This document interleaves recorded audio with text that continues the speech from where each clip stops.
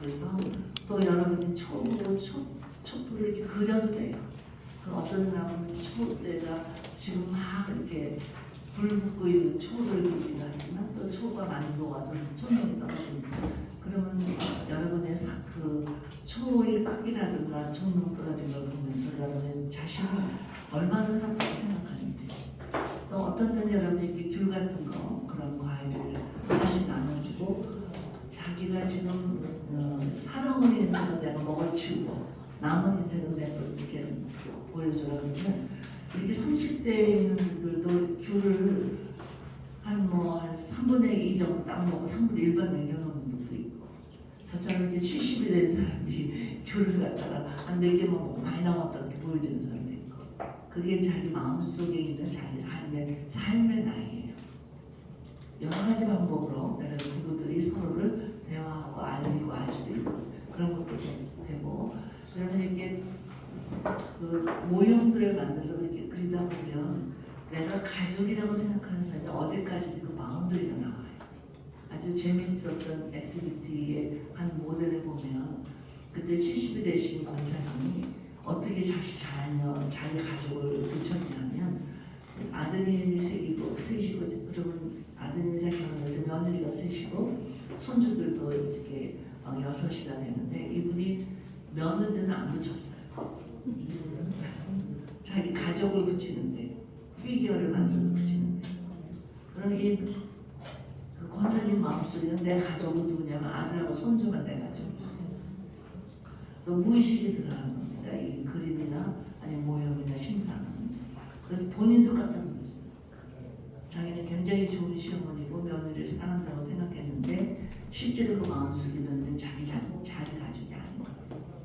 이렇게 아니면 어떤 분들은 이렇게 막 애완용 동물에 그냥 모이까지 다 들어서 온 가족이 얼마나 많은 가족이 붙여놨나. 그런 가족에 대한 개념을 내가 발견하기도 하고, 그리고 많은 액티비티 통해서 가족이 얼마나 소중한지 이런 게임도 합니다. 그런 이제 그 지도자형 교사분들이 10주 나열돼 있어요. 그리고 이렇게 시를 만들기도 합니다. 그래서 엄마의 문화 강단 살자 이런 그 시를 본보기를 딱 해놓고 시를 이렇게 부부가 같이 짓게 하는 거예요. 그럴 때 이 부부들의 경험들이 드러나기도 하고 여러 가지 방법으로 쓸 수 있어요. 그리고 나서 이제 호세아서를 우리가 같이 읽게 되는데, 호세아서 성경에 나와 있는 good paradigm, marital therapy, 부부 치유의 아주 좋은 그런 패러다임, 성경적인 배경이 됩니다. 자, 호세아서는 쭉 풀어가면 이 가족 문제를 잘 우리가 풀어갈 수 있지만 오늘은 부부 테라피에 대한 것만 3가지 요점을 드리겠습니다. 그래서 3R이라는 R, 그 영어의 R. 왜냐하면 영어로 하면 R로 시작되는 단어로 설명할 수 있기 때문에 기억해가 좋아요. 첫 번째 R은 뭐냐면 realistic하다. 실제적이다 이런 뜻이에요. realistic하다. 두 번째 R은 responsible. 책임을 지는 거다. 세 번째 R은 resourceful. 패러다이스 지도자 교과서에 다 설명이 나와 있어요. resourceful, 즉 자원이 있다. 자, 그럼 첫 번째 R의 realistic하다는 무슨 소리냐면 현실주의고 또 이상주의가 아니다. 자, 결혼은 현실주의나 이상주의가 아닙니다. 자, 우리는 결혼할 때 어떤 이상주의를 가지고 있죠? 나는 이 남자랑 결혼하면 영웅 대접을 받으면서 긴 드레스를 늘어뜨리고 식탁에는 촛불을 켜놓고 와인을 넣고 이렇게 환상적인 결혼 생활을 할 수 있겠지? 자, 우리 남편들은 어때요? 내가 이 여자랑 결혼하면 내가 나갔다 들어오면 환영 인사를 받으면서 잘 최전년 생활을 갖고 그리고 자녀들을 잘 기르면서 남편을 왕처럼 떠받드는 그런 삶을 살 수 있겠지? 이게 이상주의. 많은 사람들이 이상주의를 가지고 결혼하기 때문에 결혼하고 나면 뭐를 느껴요? 환멸을 느껴요. 너무나 그런 자기가 생각했던 꿈꾸던 그런 결혼생활이 아닙니다. 그래서 그 환멸을 느끼는 요일을 어떻게 생각하냐면 배우자가 잘못됐다. 나는 배우자를 잘못 골랐다. 아니면 나는 속았다. 이렇게 잘못 생각을 합니다. 그래서 배우자만 바뀌어주면 다시 이상주의적인 결혼생활을 누릴 것처럼 또다시 환상을 갖는 거죠. 그러면 현실주의는 뭐냐? 현실주의는 요즘 젊은이들의 세대를 말해줍니다. 현실적으로 따집니다. 그래서 A, B, C, D, E, F 이렇게 나가는데 A는 age, B는 beauty, C는 character, D는 degree, E는 economic, F는 family 이렇게. 그래서 저희 조카가 그 하버드 의대 출신인데 얘는 하루는 미국 여자를 데리고 왔더니 저희 그 형님이 기절해 버렸어. 미국에 사는데도. 그래서 이 아이도 연애도 못해. 그래서 나이가 35. 지금은 뭐 35세면 별로 노총각도 아닌데 그 옛날에는 노총각이야. 30은 넘으면 난리야 집에서. 그 장손이니까 빨리 결혼시키고 싶고. 그래서 그다음부터 얘는 자기가 아주 연애할 거는 꿈도 못 꾸고 엄마가 죽게 생겼으니까. 그래서 연애를 못합니다. 그리고 한국 여자면 된다 그랬는데 저한테 하루 물어봐요. 작은 엄마, 한국 여자는 어떻게 생긴 게 이쁜 거예요? 그래서 모든 한국 여자는 똑같이 생겼대. 플라이트하네. 그래서 제가 이제 드라마를 보여주면서 여기 한국 사람들이 미인이라고 생각하는 사람 이런 여자들이 미인이라고 그런다. 근데 다 그게 그거라고 자기 분별을 못하겠더라고요. 그래서 어차피 한국 여자를 선을 그냥 몇 번을 봤어요. 그리고 이제 부모가 좋다고 하는 여자와 결혼을 했습니다. 근데 그 하버드 출신이 뭐라 그러냐면 하버드 학생들은 경쟁심이 대단하대요. 서로. 그런데 최종적인 승리자는 누구냐? 배우자를 잘 만난 사람이 최종적인 승리자예요. 그래서 그 배우자의 배경이라든지 외모라든지 실력이라든지 재정 상태라든지 뭐 이런 걸쫙 긁어주면 그것까지 필요한데요. 그런데 하버드 출신이 이혼율이 높습니다. 현실주의가 우리의 결혼 생활을 보장해주지 않습니다. 호세아서 1장 2절에 보면 이렇게 되어 있어요. 너는 가서 음란한 여자를 만나 음란한 자식을 낳아. 하나님의 명령이에요. 호세아는 어떤 사람이에요? 하나님의 말씀을 선포하는 선지자. 그런데 하나님의 선지자면 하나님의 명령이라면 따라야 되죠. 근데 누구랑 결혼하라고요? 음란한. 왜 하필이면 선지자한테 음란한 여자랑 결혼을 하라고 하셨을까? 호세아는 그런 명령을 받고 어떤 느낌이었을까요? 아유, 하나님 너무해요. 내가 어떻게 음란한 여자랑 결혼합니까? 그렇지만 어떻게 하나님 명령입니다. 자, 그래서 누구를 찾아가요? 고멜을 찾아갑니다. 그러면 그 당시 이스라엘 민족 안에 음란한 여자가 고멜 하나였을까요? 아닐 거예요. 그럼 하필이면 왜 고멜을 만났을까요? 많은 대답이 나왔어요. 어떤 사람은 음란한 여자 중에서 너터리어스하게 유명한 음란한 여자였다.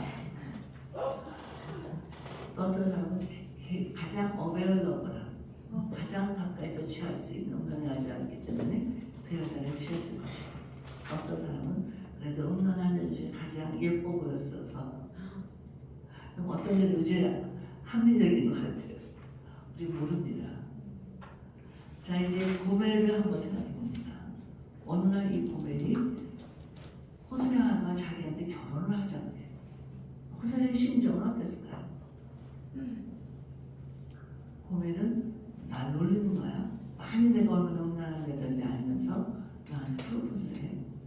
무슨 속셈이 있는 거야? 또 어떤 생각이 들까요? 야, 이게 웬 떡이냐.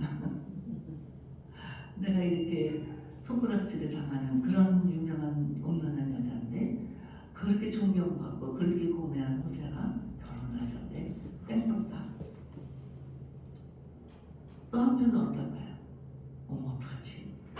내가 과연 선지자의 아내로 살 수 있을까? 이제 오만 가지 생각이 다 날 것 같아요. 자, 그래서 오늘은 상담을 받기로 결정을 합니다. 자, 그래서 이제 두 분씩 짝이 다시 한번 해보세요. 그리고 가위바위보 합니다. 시작. 가위바위보. 가위바위보. 지신 분이 상담을 지신 분이 상담자가 됩니다. 자, 이기신 분은 고멜입니다. 그래서 5분 동안 상담을 해보세요. 지금부터. 고멜이 상담자에 찾아가서 자, 이렇게 됐는데 나 어떻게 하면 좋냐고 상담을 합니다.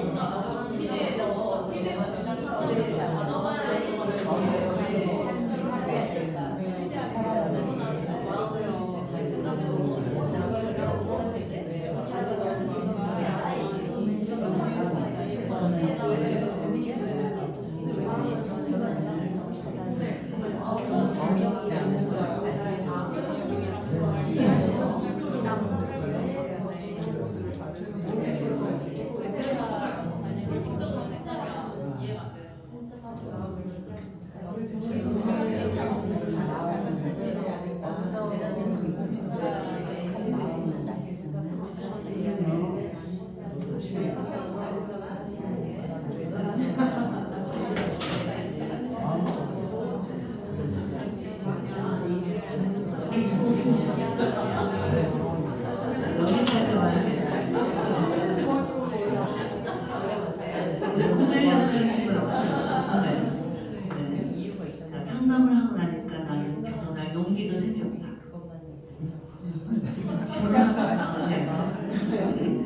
결혼하고 상담을 하는데 결혼을 하면 안 될 것 같다. 자, 그럼 여기 고멜하고 여기 교멜하고 두 분의 그 반응을 보겠습니다. 왜 결혼할 용기가 생겼는지 어떻게 상담을 했길래? 저희 상담사께서 제가 부담도 되고 기대도 된다고 했는데 그게 어느 쪽이 더 크냐, 제가 고민하고 결혼을 하려니까 부담도 스럽지만 또 기대하는 부분도 있다고 하니까, 그래서 좀 생각을 해보니까 부담스러운 면도 있지만 또 기대되는 면이 있어서 그런 걸 이야기하다 보니까 제가 생각하지도 않은 이제 배우자 상이 왔고, 그런데 이제 결혼에 대한 또 생각은 있어서 이렇게 상담사하고 이야기해보니까 좀 그런 기대감이 더 생겨서 그 결혼하는 쪽으로 조금 더 마음이 기울어진 것 같아요. 이야기하면서. 그러면 왜 마음이 더 어려워졌는지, 네, 누구든지.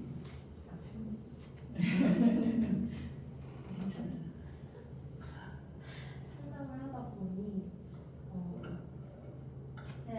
불안감이 왜 드는지에 대해서 생각을 해보다 보니 또 버림받을 것 같은 그런 생각이 들고 뭔가 확실하지 않은 허세의 의도가 너무 계속 그 고멜한테는 너무 불안감을 주는 요소일 것 같고 또 많은 남자들을 만나왔던 그 고멜의 상황상 허세한테 만족을 못할 수도 있겠다는 생각이 들어서 왜 굳이 결혼을 해야 되나 라는 그 반항심이 생길 것 같고 바람 필 것 같고 바람을 필 것 같은데 굳이 결혼할 필요가 없잖아요. 그러면 내가 굳이 결혼을 해야 되나? 라는 그런 반항심이 생길 것 같고 라는 생각에 이제 불안감이 구체화되면서 결혼 안 하는 게 맞지라고 네, 젊은 세대에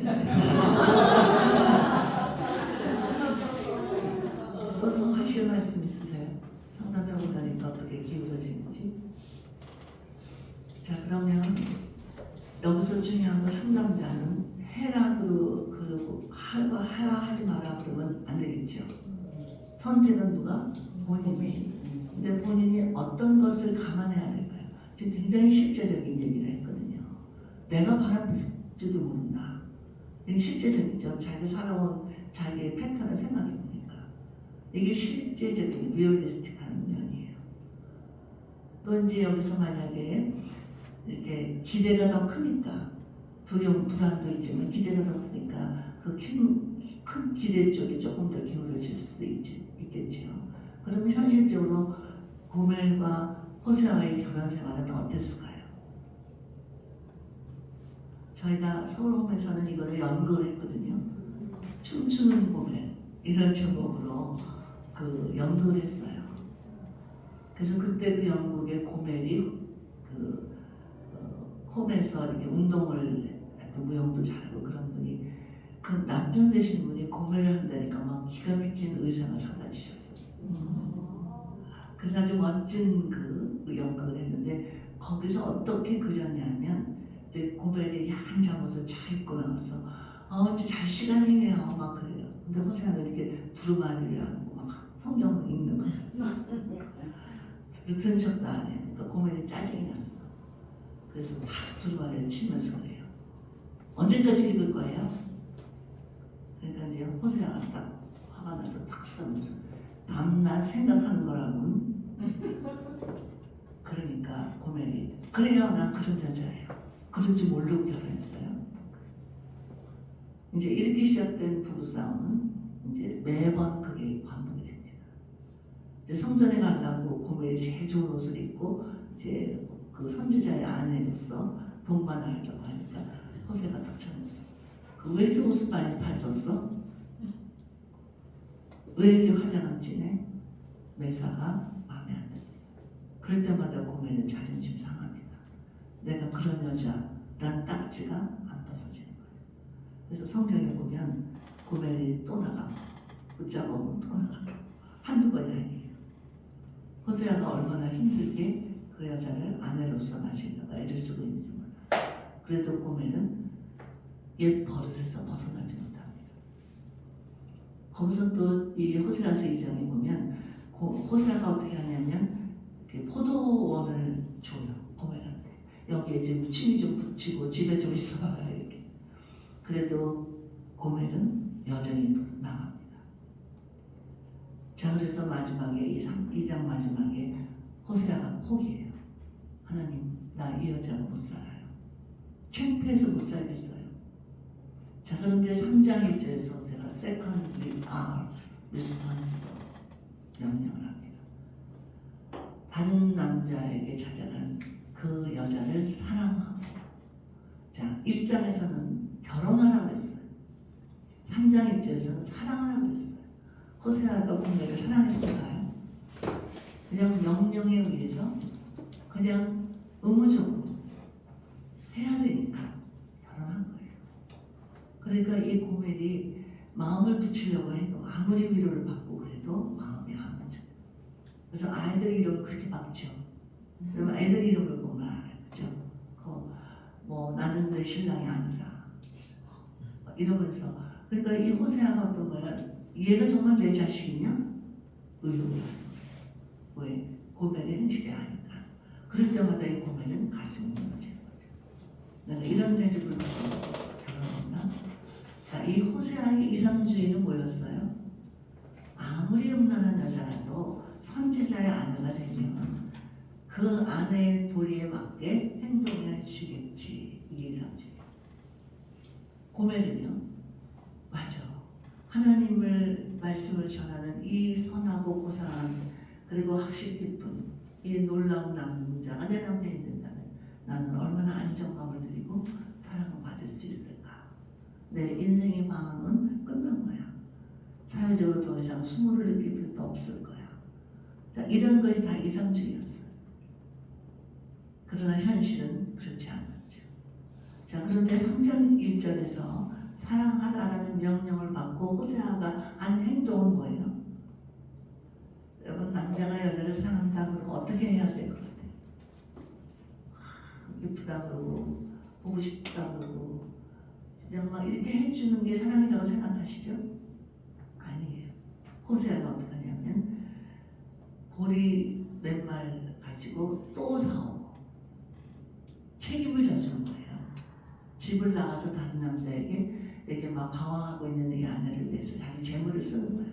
왜냐면 이 장에서 뭐라 그랬냐면 넌 내 거를 가지고 왜 함부로 그렇게 낭비하니? 이렇게 막 나온다거든요. 그리고 집 문을 잠그고 길을 막고 벌거벗기고 못 나가게 했어요. 그러면 바뀌어질 줄 알고. 근데 그는 그것은 고멜을 바꿔놓지 못해요. 더 그것을 강화시킬 뿐이에요. 그런데 이제는 아까워하기는커녕 아낌없이 씁니다. 자기 재물을 써요. 아끼던 재물을. 그리고 한 번만 그런 게 아니에요. 여러 번, 또 여러 번. 아무리 고멜이 방황을 해도 호세아는 끊임없이 고멜을 위해서 자기 것을 쓰고 희생을 치릅니다. 책임을 져줍니다. 이게 사랑이에요. 결혼한 다음에는 책임을 져주는 게 너무 중요해요. 그리고 애정보다, 로맨틱한 애정보다 더 중요한 건 뭐냐면 신뢰예요. 믿어주는 거. 이 고멜이 호세아를 믿어주기까지는 많은 시간이 필요했어요. 한 번으로 족하지 않아요.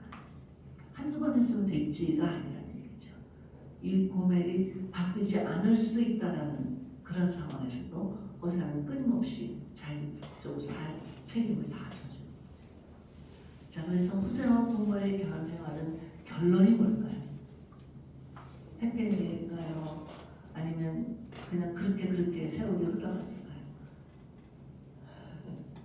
14장에서 resourceful, 자원이 있다. 근데 그 자원은 호세아나 고멜에게 있는 게 아니었어요. 거기에 아주 중요한 단어가 나옵니다. 이 호세아를 쓴 목적이 뭐냐면 그 하나님을 끊임없이 배신하는 이스라엘 민족들을 끊임없이 사랑하는 하나님의 사랑을 예시해준 그 상징적인 그것이 결혼이에요. 즉 하나님과 그 자녀들 우리들의 관계를 부부관계를 통해서 보여주신 거죠. 네, 그래서 부부관계는 예수님과 교회와의 관계의 표상이고 부모와 자녀의 관계는 하나님과 그 자녀들의 관계의 표상이에요. 근데 불교의 철학은 좀 다릅니다. 불교에서는 누가 내 자녀가 되냐 전생의 빚쟁이래요. 그래서 부모는 끊임없이 자식한테 빚을 갚는 거래요. 또 부부는 전생의 원수가 만나는 거래요. 그래서 끊임없이 원수와 함께 더불어가는 고달픈 보행을 하는 거래요. 그럼 불교 철학 어때요? 굉장히 그럴듯하죠? 근데 그럼 정말 인생을 비참한 거예요. 근데 성경에는 하나님 끊임없이 포기하지 않으시는 하나님의 한결같은 사랑을 보여주기 위해서. 자, 그러면은 이제 10장에서 이제 다른 거 다 뒤에 나와 있어요. 참고하시고. 제가 제일 좋아하는 성경 구절이 그 14장에 나오는 성경 구절이 뭐냐면 내가 네게 이슬과 같이 되리니 내가 백합과 같이 표현하겠고 이 말이에요. 누구한테 한 말일까요? 고멜에게 한 말이 백합과 같은 여인 어울릴까요? 어떤 사람한테 백합과 같아야 돼요? 이렇게 지안이처럼 이렇게 아주 그냥 예쁘고 깨끗해 보이고 사랑스러운 소녀 그런 여인에게 백합화 같다고 표현하잖아요. 아니에요. 할머니가 된 머리가 하얘지는 고래 그리고 이 수염이 하얗게 된 할아버지가 된 호세야. 그 호세와 할머니 할아버지가 된 호세와 고멜을 향해서 하나님은 내가 너한테 이슬과 같을 테니까 너희는 백합화같이 피어날 거다. 너무나 아름다운 표현이라는 생각이 들어요. 저희 집 마다에 백합을 심어놨었어요. 근데 이 백합이 이렇게 새벽이 되면 쫙 피어나거든요. 그럼 그 새벽에 이슬이 거기 쫙 이렇게 대롱대롱 매달리는 게 너무 아름다워요. 근데 이 온 마당에 백합화가 몇 송이 안 폈는데도 온 마당에 백합화 향기가 쫙 그 새벽에 그 공기를 가득 채운다고요. 그럼 저는 맨날 그 아주 어린 소녀, 깨끗한 그런 소녀가 아니라 할머니가 된 할아버지가 된 호세와 고멜을 생각했어요. 이제 이 고멜 앞에서는 어느 누구도 열등감 느끼지 않았을 거예요. 과거에 어떻게 살았든, 자기가 어떤 비난을 받았든, 얼마나 많이 실수를 했든 상관이 없었어요. 고멜은 머리가 하얗게 되니까 더 이상 음란한 여자는 딱지를 붙일 필요가 없었어요. 원형이 다 사라졌고 더 이상 쫓아다닐 필요가 없어요. 채워지지 않은 자기 신체적인 욕망을 위해서 쫓아다닐 필요가 없는 거죠. 그리고 이제 머리가 하얘진 할아버지 호세아 어땠을까? 호세아는 어떤 선지자였을까요? 아주 날카로운 아주 신학적으로 분명한 그리고 옳은 것을 추구하는 그런 칼 같은 선지자였을 거예요. 그러나 이제 이 고멜한테 시달려서 사랑이 뭔지를 배운 거예요. 오랜 세월을 통해서. 그래서 이 할아버지가 된 호세아는 더 이상 그렇게 옳고 그름을 따지는 그런 날카로운 학자 같은 그런 선지자가 아니었어요. 하나님의 사랑이 어떠한지를 깊이 경험하고 그로 인해 그 인격이 깊어지고 수염이 이제는 하얗게 돼버리고 인자하게 그지없는 깊이 있는 아량 있는 그런 진정한 선지자가 되는 거예요. 심호흡 하시고 당신은 백합과 같은 분이에요. 시작. 당신은 백합과 같은 분이에요. 누구도 내 앞에 오면 열등감을 느끼게 해서는 안 됩니다. 우리는 어떤 사람에게도 수치감을 느끼게 해서는 안 돼요. 그 사람에게는 놀라운 가능성이 있습니다. 놀라운 씨앗이 있어요. 놀라운 하나님의 감추어진 형상이 죄 때문에 감추어진 형상이 있어요. 그걸 찾아주는 거예요. 그래서 다음 주에 우리가 PSS 할 때 그것을 어떻게 심어줄 수 있는지 그 기술을 배우게 됩니다. 우리의 언어가 달라지고 우리의 태도가 달라지고 목표가 달라지고 기술이 달라지고 저는 그 훈련을 받으면서 제가 너무나 고개가 숙여졌어요. 난 여태까지 정말 교만했구나. 난 여태까지 내가 도와주고 싶은 그런 내담자들이 깊이 동등하다는 느낌을 가져보지 못했구나. 왜 그런지 내가 의롭고 너희들은 내 도움을 받아야 할 존재야. 이런 표현하지 못한 그런 위선적이고 교만하고 그리고 하나님 보시기에 아름답지 못한 그런 내면이 있었구나. 고개를 숙였습니다. 그래서 제 제자들에게 그걸 꼭 가르쳐주고 싶었어요. 마음이 너무 급해요. 빨리 가르쳐주고 싶어서. 그래서 지금 전주에서 처음 터뜨리는 거예요. 그리고 제가 교재를 만들었습니다. 아직 완성된 교재는 아니에요. 그래서 책으로 만들지 못했어요. 여러분과 공부를 하고 나서 여러분의 반응과 도움을 통해서 책을 만들 예정입니다. 그 책을 저는 캘리포니아 주정부에 제시를 해야만 우리 학교가 프로바이더 자격증을 얻게 됩니다. 제가 지금까지 지난 거의 1년 가까이 이것을 준비하고 있어요. 그래서 우리가 다시 한번 이 호세와 고멜을 생각해 보아야 할 때가 됐다. 그런 생각이 듭니다. 그래서 이 호세아가 고멜을 통한 그런 그 고난과 갈등과 그것을 극복한 그런 포기와 절망과 이런 걸 겪지 않았더라면 호세아가 아니었을 거예요. 그래서 호세아 밑에 오는 사람들은 두려움을 느꼈고 죄책감을 느끼고 그리고 불안했을 겁니다. 근데 이제는 이 호세아와 고멜 앞에서 아무도 불안할 감정 느낄 사람은 없어요. 지금 그게 잔뜩이에요. 당신이 내 곁에 있는 것이 너무 편해요. 시작. 당신이 내 곁에 있는 것이 너무 편해요. 자, 이제 그 남은 시간에는 여러분에게 부부의 성생활에 대한 이야기를 하려고 합니다. 우리 여러분 교재에 보면 부부관계 진단 이런 내용들이 나오는데 그거는 우리 설명하는 이거 하나 가지고 하루도 모자란 내용이기 때문에 또 부부 대화도 마찬가지입니다. 부부 대화는 이 사피어 책을 보면 금방 알 수 있는 내용이니까 뭐 회유형, 비난형, 초이성형, 산만형 그리고 일치형 이렇게 나눠져 있는데 그냥 간단히 하고 넘어가면 회유형은 뭐냐면 이렇게 회유한다는 거 아시죠? 매니플레이션 하는 거예요. 그래서 그거를 보면 여기 쭉 자세히 설명이 나와 있지만 어떤 포즈를 몸이 소마로 생각하면 이렇게 하고 있는 거예요. 당신은 항상 오라 해요. 다 내 탓이에요. 이런 포즈. 그런 보통 아내들이라든지 그냥 상대방 비율만 맞춰줘서 그냥 평안히 지나가자 이렇게 하는데도 그런 회유형이라고 해요. 비난하는 건 어떠냐? 다 네 탓이야. 너 때문에 이런 거야. 하고 맨날 큰 소리 치는 배우자. 그럼 한 손은 이렇게 허리에다 딱 하고 한 손은 째고 그런 모습을 생각하면 돼요. 몸으로. 그런데 그 내면은 어떤지 아세요? 두렵기 때문에. 여러분 큰 소리 치는 사람들 있죠. 사실은 두려워서 정말 숨겨진 자기 내면. 또 이제 초이성형은 어떠냐면 이제 이걸 컴퓨터형이라고 그러는데 초이성형은 뭐냐면 나는 항상 옳다. 내기하자. 나는 항상 이길 거야. 그래서 말은 없이 팔짱을 딱 끼고 tempo다. 내가 항상 이기지. 이렇게 그런 형이 초이성형이에요. 근데 그 내면은 어떠냐면 비밀이다.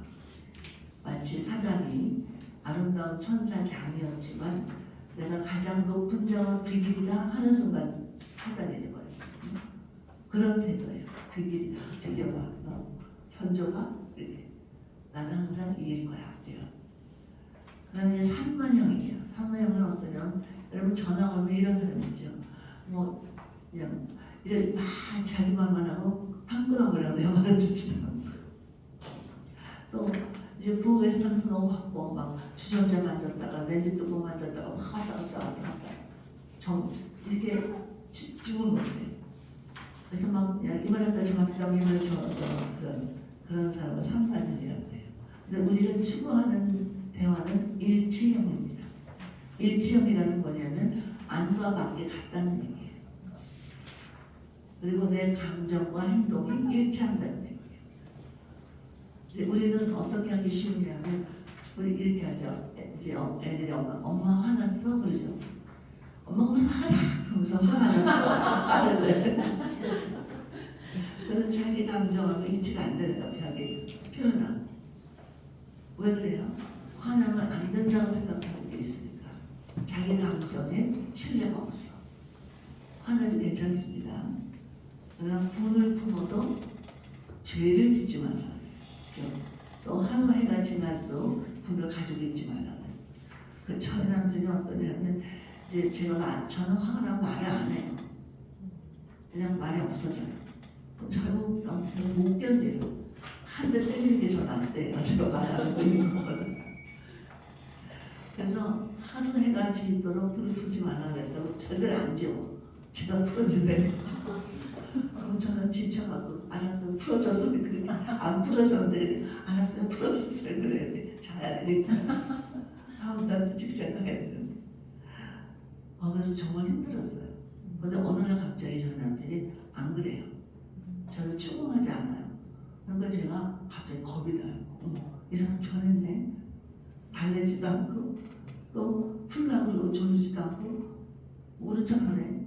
근데 저 사람이 깨달은 거예요 그거를. 근데 저는 익숙해져서 벌써 안 그러니까 풀었네. 마음 편한 줄 알고. 이제 이게 우리들의 그냥 어떤 일상이라는 거죠. 그래서 우리가 일지형이라는 건 뭐냐면 그냥 내가 화가 났으면 화났는데 꼭 소리를 질러할 필요 없잖아. 화났다고. 그래서 저는 이렇게 얘기합니다. 이제 우리 손주들이 와서 놀다가 제가 화가 나거나 그러면 피곤하거나 할머니가 지금 화가 났어. 30분만 쉬자. 이렇게 얘기해요. 정말 좋은 말. 근데 바이바이 하고 가요. 또 조금만 더 할머니 30분 훨씬 넘었어. 그러니까 이게 자기 감정을 이렇게 표현할 수 있는 정상적인 어조로 표현하는 훈련이 필요하죠. 부부도 마찬가지잖아요. 그럼 여러분이 이렇게 분노라든지 그런 거는 보통 일반 사람들은 1시간 정도로 풀어줘요. 근데 좀 오래 가는 사람은 24시간까지 가요.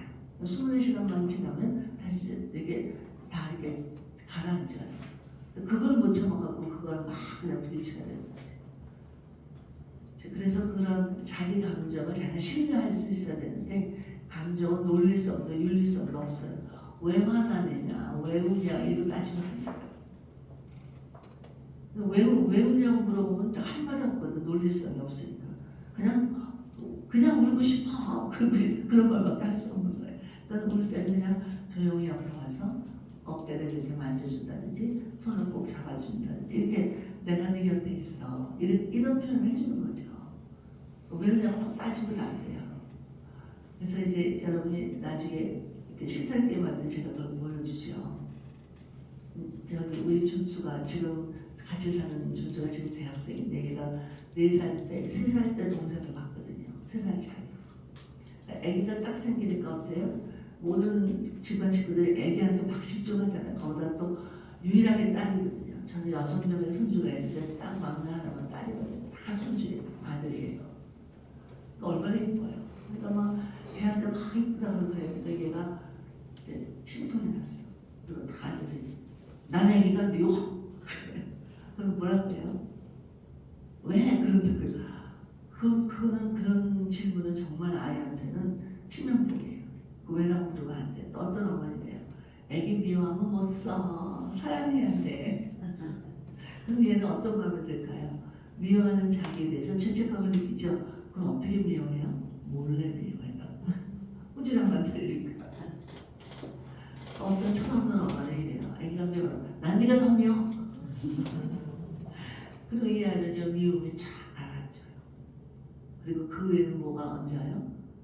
분노, 배신감, 질투심, 죄책감 이게 착착 쌓여요. 그래서 이 미움은 사라지지 않아요. 이게 위험한 겁니다. 자 그러면 공부하고 엄마는 어떻게 해야 되죠? 난 애기가 미워. 애기가 미워. 괜찮다 이 말이에요. 근데 그대로 놔두면 또 그 미움을 어떻게 처리할지 모르잖아요. 그러니까 얼른 이렇게 얘기하는 거예요. 근데 애기가 오줌을 쌌네. 네가 기저귀 좀 집어줄래?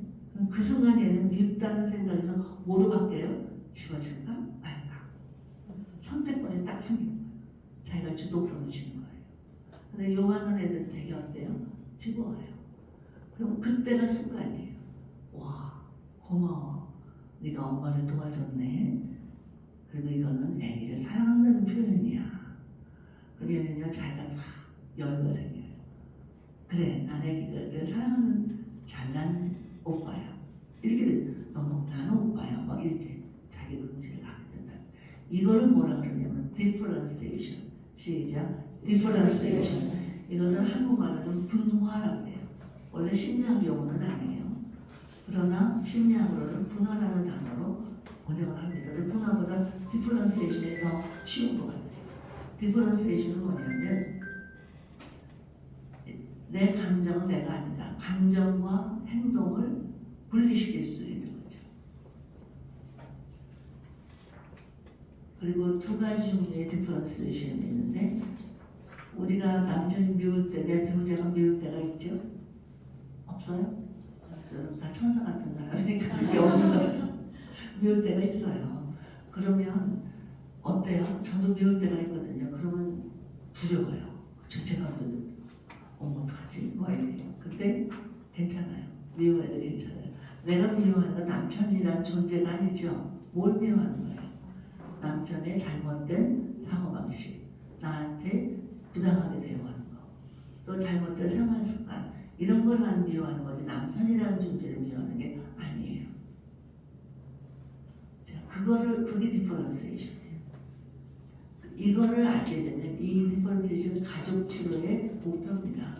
보엔이라는 가족 치료의 아버지, 이 보엔이 세운 가족 치료 목표는 디퍼런시에이션, 즉 가족 사이에 디퍼런시에이션이 돼야 돼요.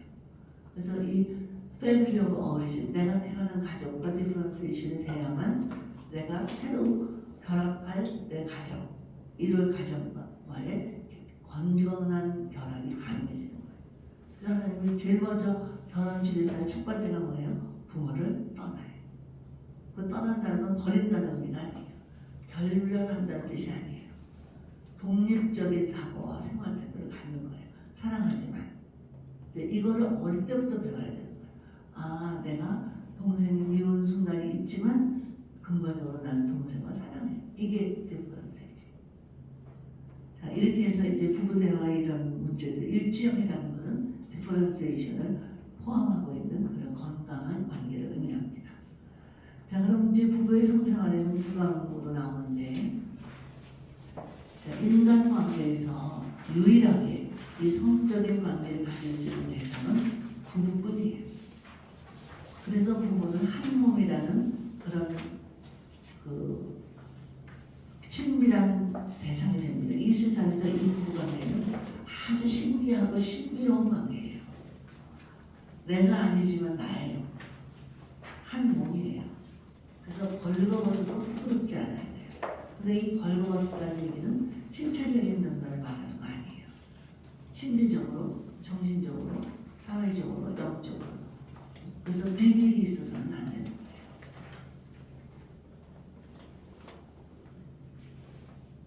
자, 그래서 부부 성생활에 여러분 거기 그 책에 보면 설문조사가 나오거든요. 그거를 먼저 해보게 하세요.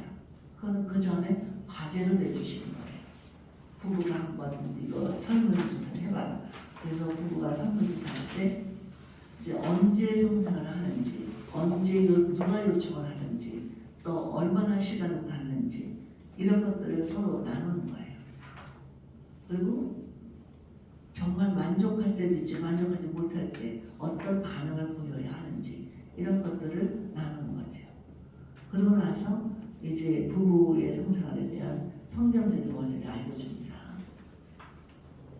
제가 한번 얘기했지만 저희가 결혼하기 전에 그 상담, 혼전 상담을 했거든요. 그럴 때 혼전 상담할 때 저는 영국 변호 선교사님한테 혼전 상담을 했어요. 그래서 여러 가지 뭐 대화를 이런 걸 갔는데 이 성생활에 대한 혼전 상담을 해주실 때는 그 연대 세브란스병원의 산부인과 의사를 소개해 주셨어요. 그 산부인과 의사한테 갔는데 우리 아직 결혼도 안 했는데 이제 예비신랑 갔는데 산부인과 의사가 다 앉아서 그 남성의 그런 성기와 여성의 성기 모형을 딱 놓고 이제 설명을 하는 거예요. 굉장히 막 어색하고 막 그냥 쑥스럽고 막 이러고 앉아 있는데 이분이 뭐 제일 먼저 하고 저는 그분이 그다음 1시간 강의를 들었다 다 잊어버렸는데 이분이 저희에게 하기 전에 한 첫 마디만 기억해요. 그게 뭐냐면 성이란 성숙한 성인이 성숙한 성인과 나눌 수 있는 대화입니다. 그래서 이 시간 저는 여러분들이 성숙하신 분으로 믿고 또 저도 성숙하다고 생각해서 이 성생활에 대한 이야기를 나누려고 합니다.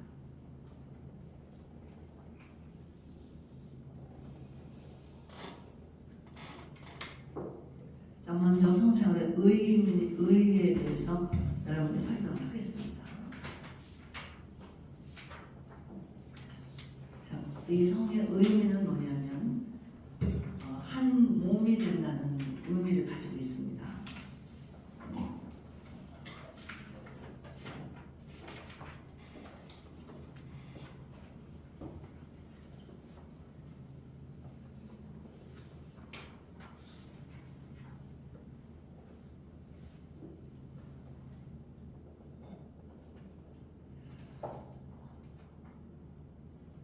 그래서 이것은 연합의 표현인데 연합의 순서가 있어요.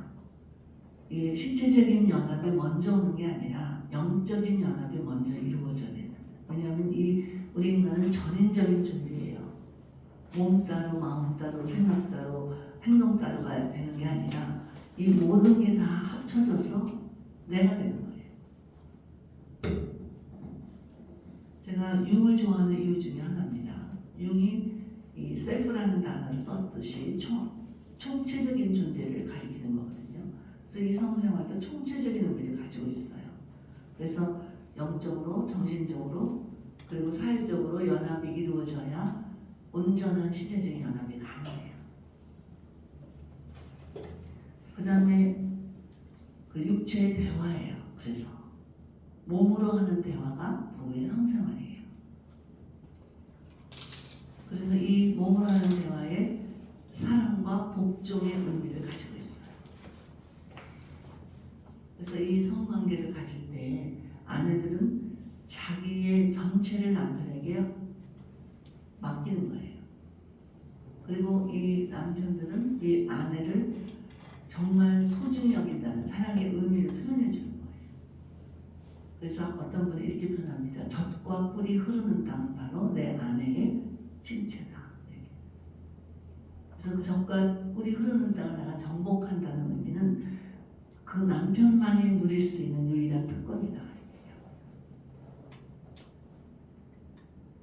그리고 남성의 특성과 여성의 특성을 깊이 이해하는 거예요. 그래서 남성들은 뭐가 필요하냐면 여성애들의 그 신체적인 특성을 이해해서 그냥 무조건적으로 자기의 욕망을 느끼기 때문에 부부의 형상을 요구하는 거 아니에요. 준비가 됐는지 아내가 정서적으로, 여성들은 자기가 정서적으로 감정적으로 준비가 되지 않으면 자기 신체가 그렇게 플렉스블하지 않아요. 그래서 고통을 느끼게 돼 있어요. 그거를 이해하고 그래서 이 전이라는 것이 너무나 여성에게는 중요합니다. 그래서 복종이라는 것은 강압적인 의미를 가진 게 아니에요. 사랑으로 감싸주고 부드럽게, 그리고 그 아내를 귀히 여긴다는 표현이 되고 너무 사랑스럽다는 그런 표현이 될 때 아내들은 마음이 높고 몸이 높아요. 그리고 자신과 배우자를 용납한다는 의미가 있습니다. 그래서 뭐 포르노를 본다든가 아니면 잘못된 야한 그런 영상을 통해서 욕구를 자극시키는 방법은 부정적인 방법입니다. 그러면 이 부부의 성생활은 건강하지 않은 그런 행위가 됩니다. 그래서 많은 잘못된 그런 이 세상의 그런 유의적인 그런 기교들, 그런 거에 우리가 잘못 익숙해지면 굉장히 위험하게 됩니다. 그리고 진정한 만족의 문제를 우리는 바꿔주면 돼요. 이 성은 하나님이 인간에게 주신 아름다운 본능이에요. 즉 우리가 자녀를 낳을 수 있는 여러 가지 방법이 있었지만 하나님은 이 자녀의 어머니가 되고 아버지가 된 한 남성과 한 여성의 진정한 건강한 연합을 통해서 이 자녀를 낳을 수 있는 그런 방법을 택하셨다는 거죠. 그래서 자신을 용납해야 돼요. 내가 무슨 성적으로 매력이 없는 여자라든가 아니면 남성들은 그만큼 기력이 없다든가 이런 어떤 세상적인 기준에 내가 거기 좌우될 필요가 없어요. 또 크기라든가 아니면 외모의 모형이라든가 그런 거에 우리는 좌우될 필요가 없습니다. 그리고 이제 그 음행에 대한 예방입니다. 저는 외도하는 사람을 이렇게 얘기합니다. 가정에 아주 건강식으로 그리고 아주 위생적이고 깨끗한 정성을 들인 밥상을 차려놨는데 밖에 나가서 남의 쓰레기통을 뒤지고 있는 잘못된 태도, 저는 그게 외도라고 생각합니다. 아니면 건강에 좋지 않은 그런 탐욕스러운 식탐, 이게 외도라고 생각합니다. 그래서 통계적으로 뭐가 나와 있냐면 정말 진정으로 사랑 가운데 연합했을 때 맛볼 수 있는 그런 기쁨, 환희, 그리고 깊은 어떤 쉼, 그거를 외도나 잘못된 관계에서 이런 신체적인 욕구만을 채우려고 했을 때는 맛볼 수 없다고 합니다. 그래서 진짜 하나님이 의도하시는 그런 성적인 만족을 누리려면 준비가 필요해요. 그리고 그 원리를 알아야 돼요. 그리고 상대방에게 아낌없이 주겠다는 그런 어떤 헌신적인 마음이 필요하죠. 그래서 실제적으로 이것을 어떻게 표현할 수 있냐? 첫째, 경건 생활과의 조화. 그 경건 생활과 제가 한 번은 이렇게 상담을 받았는데 목사님께서 이렇게 얘기해요. 자기 사모가 너무 거룩하대. 사모가 조시요. 그래서 별명이 뭐냐면 거룩조야. 그래서 남편이 접근하는 거를 딱 막아요. 난 기도 중이에요. 그 남편 내가 목사만 하면 벌써 기도를 했을 텐데 그게 정말 힘들다고 얘기해요. 근데 가만히 보니까 제가 그 교회 집회하면서 그 목사님 만났었는데 집안이 정말 냉랭해요. 그리고 아이들도 핏절해 있어. 그렇게 거룩하신 사모님께서 남편의 필요를 채워주지도 못하지만 남편의 필요를 채우지 못하기 때문에 자녀들의 필요에도 민감하지 못해요. 자기가 그냥 하나님 앞이라는 미명하에 하나님이 자기에 맡겨준 기본적인 그런 의무를 행하지 않아요. 아내의 가장 중요한 의무 중에 하나는 남편의 욕구를 만족시켜주는 것. 그게 아주 중요한 그런 의무 중에 하나입니다. 그래서 경건 생활과 성생활은 동절의 양분 같아요. 그래서 김인수 박사님이라고 지금은 천국 가셨는데 김수지 박사님 두 분이 이제 김인수 박사님은 고대 교수님이고 김수지 박사님이 이대 그 간호학과의 학장님이셨어요. 제가 섬기던 조희선교의 선배님이고 고등학교 선배님이 됐죠. 그 두 분이 얼마나 이쁘게 사역을 하시는지 몰라요. 이분이 성생활 특강을 너무 재미있게 아주 멋지게 하시는 분이에요. 근데 이분이 이렇게 얘기합니다. 자기네들은 성생활 하는 날이 금요일마다 일주일에 한 번씩 만나려 작정한 날이래요. 그래서 김인수 박사님 아주 이렇게 그냥 준비가 철저하고 아주 야무지고 세심하고 그런 아주 다정한 그런 성격이래요. 근데 김수지 박사님은 털털하세요. 그래서 이제 김민수 박사님 막 방도 이쁘게 차려놓고 향수도 뿌려놓고 막 음악도 틀어놓고 막 준비하고 이렇게 기다린대요. 그러면 아내가 막 먹어서 이제 음식도 만들고 막 음식을 먹어 막 냄새도 나는데 뭐 샤워도 안 하고 그냥 마늘 냄새 풍기면서 치마는 허리도 불러놓고 그리고 탁 들어온대요. 그러면 김민수 박사님 딱 재린대요. 그러면서 근데 김민수 박사님 눈치도 없다. 근데 그 공개적으로 막 얘기하는 거. 김민수 박사님 때리면서 내가 한 번만 그랬지 근데 그랬냐고 그래. 그래서 뭐라고 얘기하냐면 그 분위기를 맞추라는 거죠. 그래서 음식을 먹는데 비유를 하세요. 이분의 성장을 가는 것을 제가 좀 흉내줘야 된다고 봅니다. 여러분 음식 먹을 때 급하면 어떻게 먹어요? 배고프니까 그냥 김밥도 그냥 차 안에서 떠먹고 그냥 빵 조각 이렇게 먹고 이러잖아요. 근데 여러분 정말 음식을 즐기려면 어떻게 하세요? 분위기도 보고 또 음식도 좀 차려놓고 또 음악도 틀어놓고 내가 마음에 드는 사람과 편안한 마음으로 시간 여유 이렇게 누리잖아요. 어떻게 하세요? 성생활도 마찬가지라는 거죠. 시간도 드리고 정성도 드리고 때도 맞추고 분위기도 준비해서 그렇게 해서 서로를 귀히 여긴다는 표현을 해주는 그런 시간이 돼야 되는데 배고파서 허겁지겁 먹어 치우는 그런 삶을 사는 거는 참 먹어야 살기 때문에 할 수 없지만 참 어떤 면에서는 메마른 삶이에요. 그렇죠? 그러니까 시간을 마련해야 돼요. 그리고 준비도 해야 돼요. 그리고 조용한 분위기를 마련해야 돼요. 이제 그런 준비가 실제로는 그런 준비가 필요하다는 거죠. 마치 여러분이 하나님을 만나는 시간처럼 그렇게 정성껏 준비하라는 거죠. 그리고 이제 여성들은 주기가 있잖아요. 그래서 그것도 서로 리듬을 맞춰야 돼요.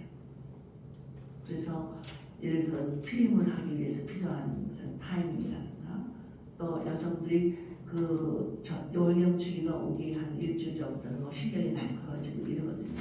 그래서 한 달에 한 번씩 꼭 싸우는 부부가 있어요.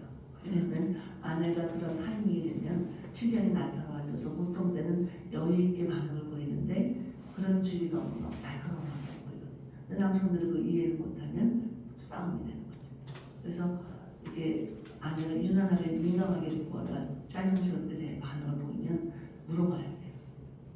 그래서 저는 제 주기를 알려줍니다.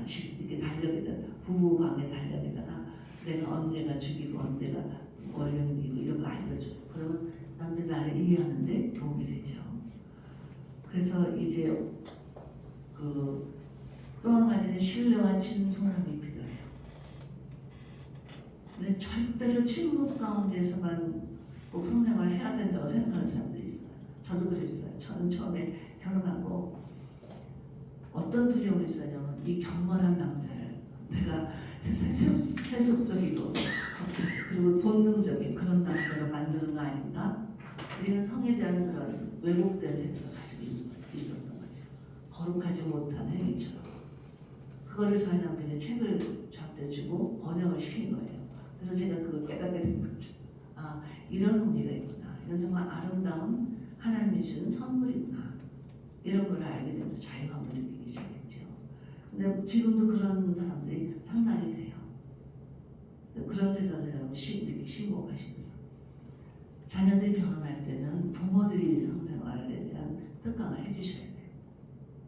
그래서 우리 그 첫날은 첫날 어떻게 지내야 되는지 그런 것도 보여주고 요즘은 안 그래도 젊은 사람이 너무 잘 알아서 얘기해주는 부모가 더 무식할 때도 많지만 그래도 올바른 이 성경의 성적인 그런 모든 움직임, 여성이 된 기쁨을 좀 참고하시면 좋아요. 저는 혼전 상담을 해줄 때 항상 이 결혼을 앞둔 젊은이들에게도 신혼여행 가기 전에 여성이 된 기쁨을 꼭 읽고 독후감을 써갖고 오라고 얘기합니다.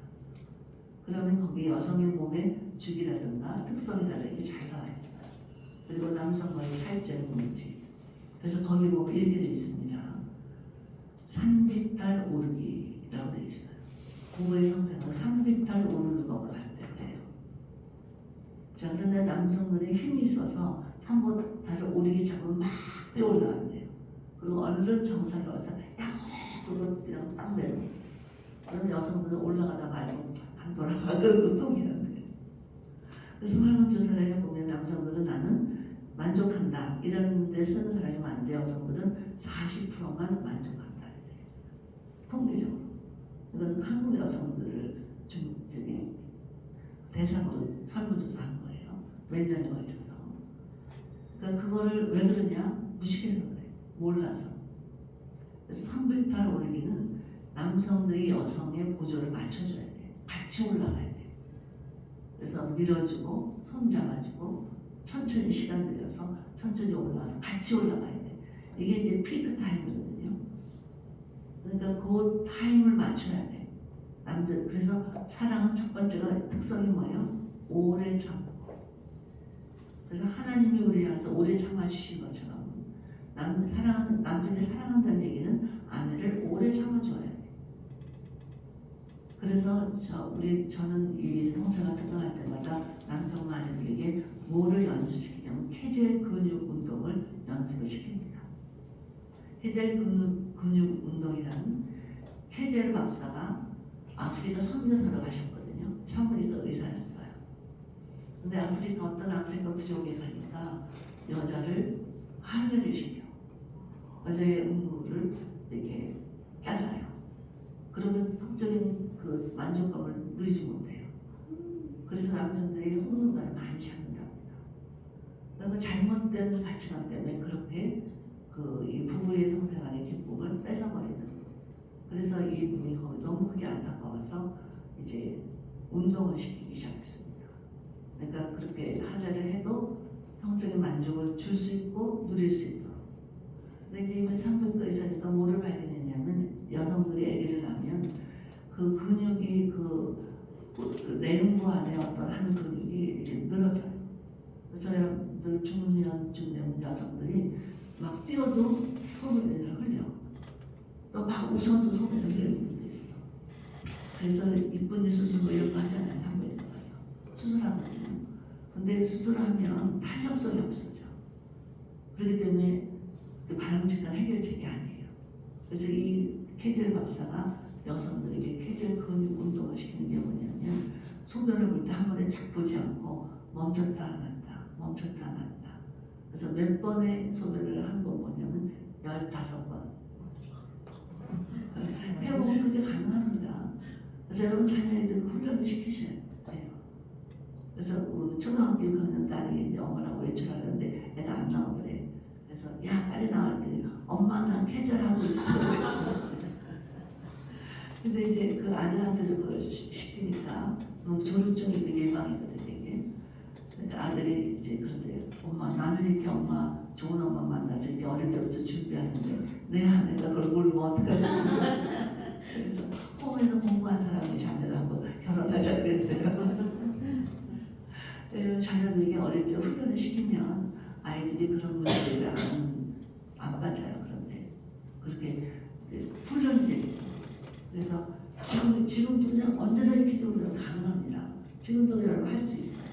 이게 오므렸다 폈다 오므렸다 폈다 하는 운동이니까. 그래서 이제 이 훈련을 받은 어떤 사람이 자꾸 잊어버리는 걸 못하잖아요. 그러니까 냉장고에다가 Don't forget, 잊지 말아라 그런 걸 써붙였어요. 이웃집 그 친구가 놀았던 너 뭘 잊지 말라고 썼냐는데 그래서 알려줬대. 근데 3개월 후에 이 사람이 엄청난 선물을 가져왔더래요. 너 때문에 나 이혼 안 하게 생겼어. 이래. 이제 사람들이 이혼한다고 찾아올 때 성적인 만족이 없어서 이혼한다고 찾아온 사람은 거의 없어요. 근데 이 부부 문제를 일으킨 사람의 한 90%는 다 성적인 문제가 있어. 그걸 상담자가 알고 있어야 돼요. 처음부터 그 얘기를 꺼낼 수는 없지만 깊이 들어가서 관계가 형성되면 그 얘기를 물어볼 수 있어요.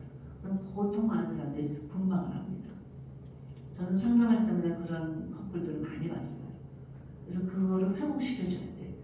그게 처음에 회복시키는 준비가 뭐냐면 마사지 시켜요. 왜냐면 서로 담은 탁 이렇게 피해요. 이렇게 와서 보면 벌써 들어올 때부터 알아요. 이렇게 옆에 바짝 어딘가 닿게 앉지 않아요. 이만큼 떨어져 탁 앉아요. 여기 이렇게 와서 이렇게 하면. 근데 그거는 여성들이 노하는 건 노가 아니에요. 아직 준비가 안 됐어요 라는 사인인데 남편은 어떻게 받으면 뭐라고 생각할 때 자존심이 탁 상해요. 그래서 그래? 하고 버리겠다. 그 아내가 굉장히 외롭고 버림받은 느낌을 받는 거예요. 그래서 아내들이 탁 치거나 노하는 거는 노라고 해석하면 안 돼요. 기다려주세요. 이걸 의미하는 거예요. 그래서 이 아내의 선의를 통해서 아내가 준비될 때까지 기다려주는 거죠. 그러면 이제 이 3m를 오르면 남성들은 딱 오르고 그냥 착 내려와. 왜? 성취 위주의 사고가 남성이에요. 해결 중심이거든요. 뭔가 자기 필요를 딱 채웠으면 끝난 거예요. 근데 안 하더란 거예요. 정상에 올라서 조금 거기서 누리고 싶어. 주변 환경도 보고 향기도 좀 맡아보고 고맙다는 말도 하고 이러고 나서 쉬었다가 내려와야 돼요. 근데 남편들이 준비를 안 해. 그렇게 후딱 내려와서 퍽 하고 잡아요. 그런 이제 여성들은 너무 외로운 느끼는 거예요. 자, 그래서 그런 서로의 성향을 이해하면 훨씬 더 깊이 있는 기쁨과 만족, 그리고 이렇게 정상적인 부부들이 성적으로 만족감을 느끼면요 웬만한 스트레스는 다 풀려요. 사소한 스트레스, 피곤함 이런 거 골치아픈 일들 많잖아요. 살다 보면 그런 게 싹 가죠. 근데 이제 이렇게 탐욕이나 자기 신체적 욕구에 의해서만 성생활을 누리려고 하면 피곤해. 그리고 아무리 애를 써도 기쁨 만족이 없기 때문에 쉼이 없어요. 그래서 외도하는 남성들의 삶을 조사해보면 쉬고 싶어서 외도하는데 근데 외도하고 나서 쉬었다는 안 해요. 더 피곤해졌대. 이게 사실이에요. 왜 그러냐면 정말 하나님의 원래 의도하신 적과 꿀이 흐르는 땅을 점령하라는 그 명령의 하나의 비유인데 그걸 누리지 못하고 진짜 적과 꿀이 흐르는 아름다운 풍성한 땅은 하나님에게 허락하신 아내의 몸입니다. 그 비밀을 맛보시면 좋겠어요. 자, 그 다음에 이제 실제에서 뭐가 있냐면 올가즘. 올가즘이 정말 최대 목표일까요? 아닙니다. 항상 올가즘을 느끼는 건 아니에요. 또 하루에도 몇 번 번씩이라도 올 가지고 느낄 수도 있습니다. 그것은 그냥 하나의 잠깐 우리가 좀 느끼는 시간은 뭐 1분도 안 되잖아요. 아주 짧은 시간. 그러니까 그 시간을 목표로 삼으면 안 돼요. 그게 아니라 두 사람의 연합. 아, 이게 연합이구나. 우리는 하나구나. 이렇게 느끼는 거예요. 그래서 음식으로 비유하면 이제 여러분이 그 에피타이저를 먼저 먹잖아요. 좀 이제 남는 말은 그렇게 얘기하면 우리는 에피타이저야. 그러고 나서 이제 본 메인 요리가 나와야 돼요. 그래서 그 메인 요리 오늘은 스테이크야. 오늘은 새우 요리야. 이렇게 그런 유머를 써서 서로 정말 좋아하는 게 어떻게 하는 게 좋은 건지. 그래서 제가 플로에서 공부할 때 어떤 과제를 내주냐면 이 여성의 몸에 어디에 성감대가 있는지 조사해보라고 해요. 그래서 어떻게 하냐면 이게 부드러운 이렇게 아주 부드러운 깃털 같은 거 있죠. 그거를 이렇게 여성의 몸을 살살살살 이렇게 했을 때 이렇게 막 이렇게 짜릿하게 느껴지는 그 부분이 성감대가 있는 부분인데 사람마다 달라요. 근데 많은 사람들이 이 귓불이 그런데 그 목 종류 그리고 이런 성기 부분 이런 게 다 다른데 그걸 찾아주고 어느 부분을 어떻게 해줄 게 아니라 그렇게 그 보통이 아니라 의무가 아니라 정말 본인도 기쁨을 느끼는지 그거를 서로 알려주고 아는 게 필요하다는 거죠. 서로를 알고 알리는 그런 그 시간과 그리고 그런 정성과 그런 민감함과 이런 것들을 서로 알고 알리는 거죠. 그래서 만약 좌절감을 느낄 수 있지요. 항상 올가족을 느끼는 게 아니니까 좌절감을 느낄 때는 수습할 수 있어야 돼요. 왜냐하면 이 부부의 형사는 지속적인 거거든요. 한 번도 끝나는 그런 행위가 아니에요. 그래서 우리가 점점 서로를 더 깊이 알고 깊이 또 신뢰하게 되고 깊이 존중하게 되고 또 깊이 귀히 여길 줄 알게 되고 이런 하나의 평생의 과정이라 이렇게 생각하면 돼요.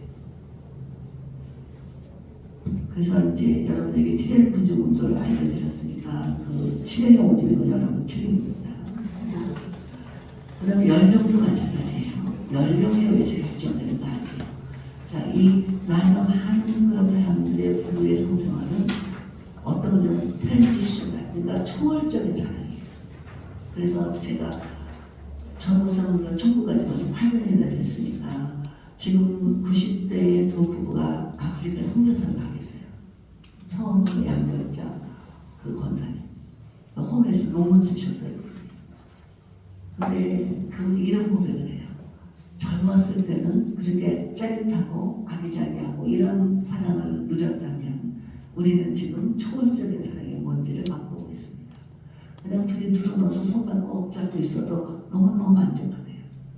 마음이 평안하고 그리고 상대방이 옆에 있다는 것이 너무나 신뢰가 되고 그리고 자기가 너무 편안하대요. 그래서 지난번에 내가 갔을 때도 서울에서 세미나를 오셨어요.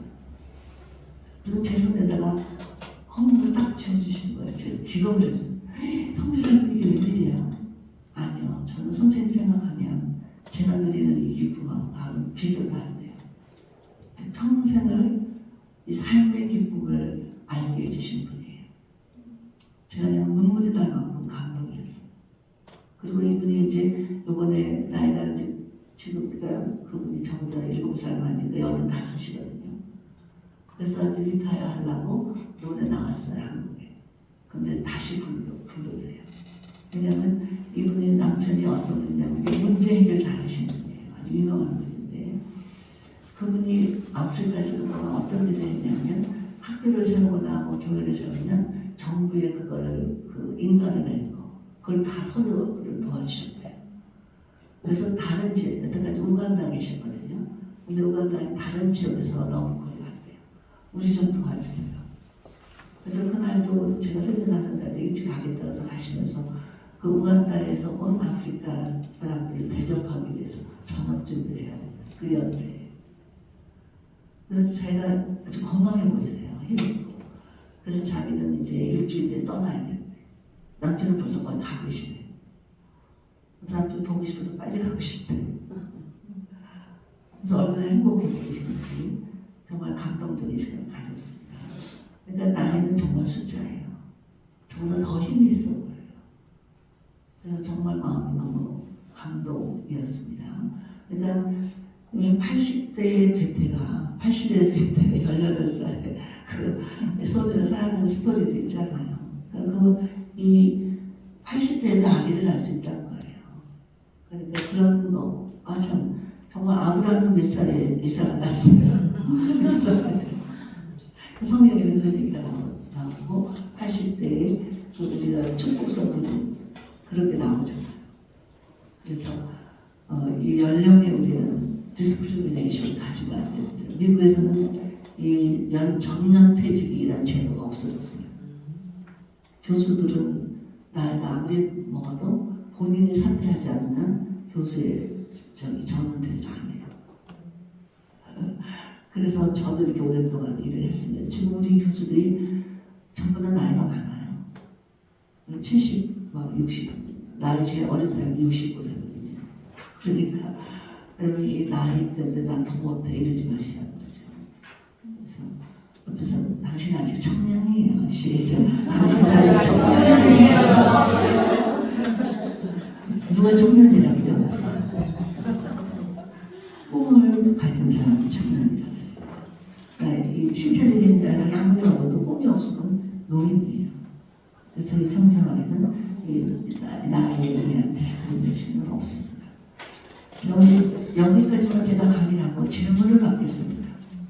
여러분이 어떤 내용인지 문 상담과 관련된 질문을 하시면 함께 같이 여기서 연구해보는 그런 시간을 갖겠습니다.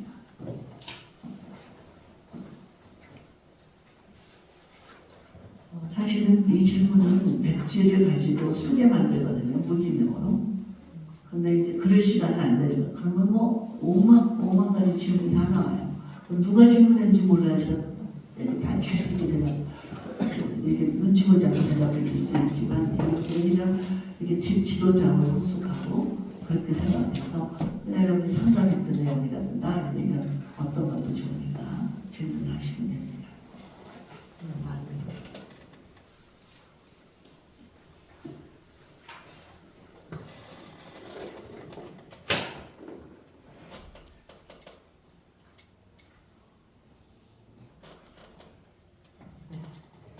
제가 이제 그 모임을 하면서 항상 이혼한 사람이 저희 이제 혼을 했을 때 자기 이혼한 후회와 그 후회감을 어떻게 이게 하나님께 드려야 되는지 그리고 이제 그 다음에 이거를 자기가 어떤 식으로 사랑을 만나게 되는지 이런 거에 대한 질문을 했을 때 굉장히 좀 나가요. 네, 아주 중요한 질문이에요. 지금은 이 교회에서 이혼은 뭐 죄다 이런 말을 잘 못해요. 너무 이혼한 사람들이 많아서. 그렇지만 할 말을 해야 한다고 생각합니다. 그래서 이혼한 사람을 죄인 취급할 필요는 없어요. 사실은 이혼 안 하고 사는 사람이 기적이에요. 여러분들 살면서 이혼하고 싶다는 생각 한두 번 해보셨죠? 거의 대부분 사람들이 그런 충동이나 그런 어떤 욕구나 아니면 그러고 싶다는 생각을 다 합니다. 다만 인내심이 있든지 아니면 은혜 때문에 참든지 아니면 하나님의 그런 은혜로 초월적인 그런 극복을 했든지 이런 경험을 했을 뿐이에요. 그래서 이혼한 사람들은 그냥 자연인이에요. 그냥 일반 보통 사람들이에요. 그러면 이 이혼한 사람의 재혼은 언제 할 수 있느냐? 내가 이혼한 것은 나의 죄성 혹은 나의 잘못 때문이다 라는 사실을 깨닫고 나면 재혼해야 됩니다. 근데 이혼한 것을 환경 탓, 시어머니 탓, 남편이나 아들 탓 이렇게 다른 것을 돌리는 한은 재혼하면 안 돼요. 그래서 그렇게 본인이 그냥 재혼하려고 그래야 나 그랬어 이렇게 하는 거 말고 진심으로 내가 성숙하지 못해서 너무 조급한 결정을 내렸구나 이걸 깨달으면 새로운 사람을 만나도 성공할 수 있는 가능성이 있다는 얘기예요. 왜냐하면 이혼하고 재혼한 사람들이 이혼이 더 높아요. 그건 통계적으로 나와 있어요. 그래서 2번 이혼해서 3번째 한 사람은 더 높아요. 이혼이. 참 이상하다는 생각이 들어요. 왜냐하면 그런 것을 진심으로 자기가 깨어닫지 못하면 자꾸만 미련을 갖는다는 거지. 이러면 어떨까? 이러면 이렇게. 그래서 또 한 번 이혼해도 두 번 못했고 이런 것도 있고 여러 가지 이유가 있겠죠. 그래서 이혼한 사람이 하나님 앞에 살았는데 그 사실을 인정할 때, 대언할 때, 그리고 그런 사람들이 하나님 앞에 그런 마음을 가지면 다른 나 거짓말했어요. 좀 잘못한 것 같아 하고 똑같이 해주면 돼요. 그냥 인간관계이긴 하지만. 근데 한 가지 사실 기억해야 할 것은 저는 자녀를 가진 사람은 이혼은 한 번 생각하고 결정하면 안 된다고 생각합니다. 저는 어떻게 생각했냐면 자녀를 가진 사람이 이혼할 권리 없다. 저는 이렇게 생각해요. 왜냐하면 이 부모가 이혼을 하면 3대까지 영향을 미칩니다. 그거를 기억해야 돼요. 역사의식은. 그래서 내가 지금 이혼하고 사는 게 사실은 우리 다음 세대만이 아니라 그 다음 세대까지 영향을 준다는 거죠. 그리고 이 자녀들이 희생자가 된다는 것은 부당한 거예요. 우리는 우리가 선택한 거잖아요, 결혼을. 그러나 우리 자녀들은 자기 선택이 전혀 없었어요. 근데 이혼했을 때 가장 피해자가 누구냐면 자녀예요. 그렇기 때문에 그렇다고 이혼한다고 자녀들이 맡아요. 그냥 미안하지만 이해해 나오고 이렇게 끝나는 거예요, 자녀들은. 그러니까 이 자녀들이 일생 동안에 영향을 주고 있잖아요. 그런 거에 대한 생각을 할 수 있도록 도와주는 게 필요하죠. 그래서 속죄해야 돼, 자녀들. 우리 엄마 아빠가 이렇게 못 견뎌서 괴로워서 힘들어서 어떤 부모들은 내가 살라고 그렇게 하는 분도 있어. 엄마가 살라고 이러는 거야. 이렇게 그런 경우도 있고요. 그러나 그럴 때에 우리 자녀들을 내 편으로 끌어들이지 말라는 거죠. 그래서 이 이혼을 한 자녀들의 그 제일 큰 갈등은 뭐냐면 이 자녀에게는 엄마도 사랑하고 아빠도 사랑해요. 그런데 이 아이가 엄마를 사랑할 때 아빠를 사랑하는 거에 대한 자유함이 없어. 나도 아빠를 미워해야 될 것 같아. 그래야 엄마한테 충성을 하는 거니까. 이것이 이 아이에게 비극입니다. 자기가 마땅히 사랑해야 되고 사랑할 수 있는 그런 한쪽 부모를 미워해야 된다고 생각할 때 오는 그런 갈등. 그걸 양가 감정의 공전이라고 그러거든요. 두 가지 반대의 감정이 내 안에 동시에 있는 거예요. 사랑하는 마음과 미워하는 마음. 그럼 이 아이는 너무나 불안정해요. 안정감이 없어요. 그리고 자기를 신뢰 못해. 그러니까 이 자녀도 자기 배우자를 신뢰 못하게 되는 결과를 가져오죠. 그리고 나가서 세상을 신뢰 못하고 나가서 하나님을 신뢰 못하게 되는 그런 결과가 온다는 거죠. 그런 어떤 것들을 1년을 하게 되면 이혼은 잘못이지만 죄는 미워하지만 죄인은 사랑해요. 하나님. 그러니까 그게 바로 디퍼런시에이션이거든요. 그거를 경험적으로 가르칠 수 있는 좋은 기회가 될 수도 있어요. 그래서 그 이혼한 사람을 미워하거나 정죄할 필요는 없어요. 그러나 이혼 자체는 퍼미시브 신이라고 얘기해요. 신학적으로. 그냥 할 수 없이 허용하신 죄예요.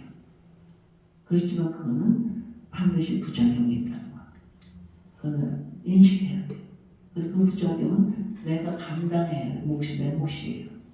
미루면 안 돼요. 누구를 원망해도 안 돼요. 반드시 거기는 부작용이 있으니까. 질문에 대답이 됐나요?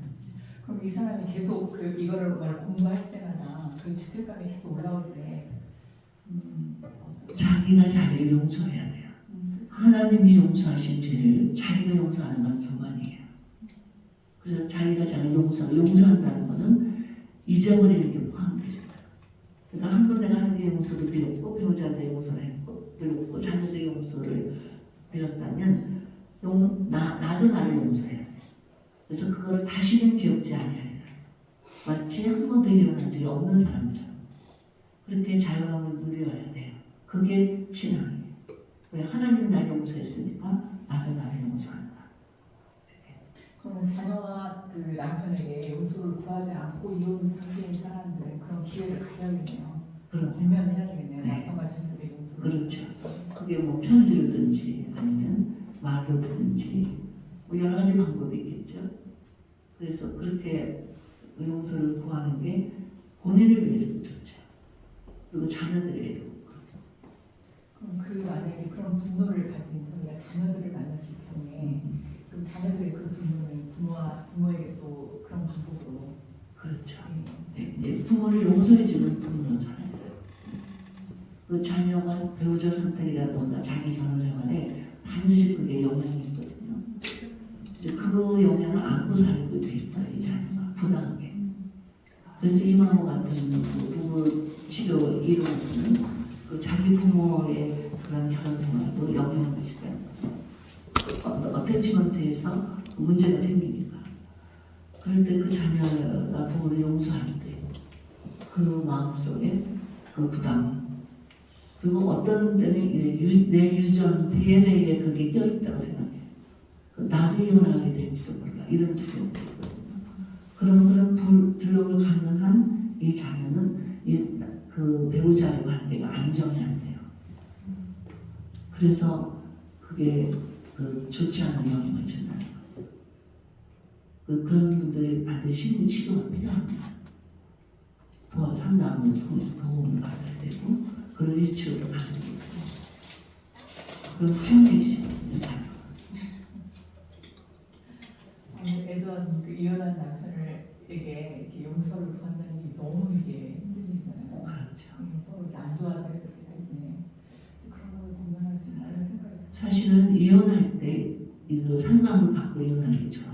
이혼의 과정이 서로 부정적으로 막 그러냐면 진저리가 난다면 이렇게 이혼하는 거는 좋지 않아요. 건강하지 않은 거예요. 이혼할 때 합의 이혼을 하는 게 좋아요. 원수처럼 헤어지는 게 아니라 그냥 친구다 보통 아는 지인으로 그냥 있자. 친구로 그냥 산다. 그렇게 해서 서로 나중에 만나도 나쁘게 않는 어휴 어딘가 잘 살아보지 이러는 거 아니고 이제 새로운 가정을 꾸려서 당신이 행복했으면 좋겠다. 이제 그렇게 축복해 줄 수 있는 관계. 그렇게 이혼하는 게 좋아요. 그렇게 도와주는 게 제가 생각합니다. 뭐 한쪽에서는 그러고 한쪽에서 안 그럴 수도 있거든요. 억울하게 생각하면. 그러면 할 수 있는 사람이 이렇게 아량을 보면 돼요. 그래서 그거에 매일 필요는 없어요. 상대방이 용서 안 해준다 해서 내가 거기에 죄인처럼 매달릴 필요 없어요. 딱 그냥 내가 용서를 구했고 용서해주는 건 그 사람 몫이고 내 몫은 아니에요. 반드시 용서 받아야 되는 것도 아니에요. 그 사람의 영역의 경계선에서 나는 내 영역에서 할 거를 하면 나는 다 한 거죠. 그를 위해서 축복 기도를 해줄 수 있어요.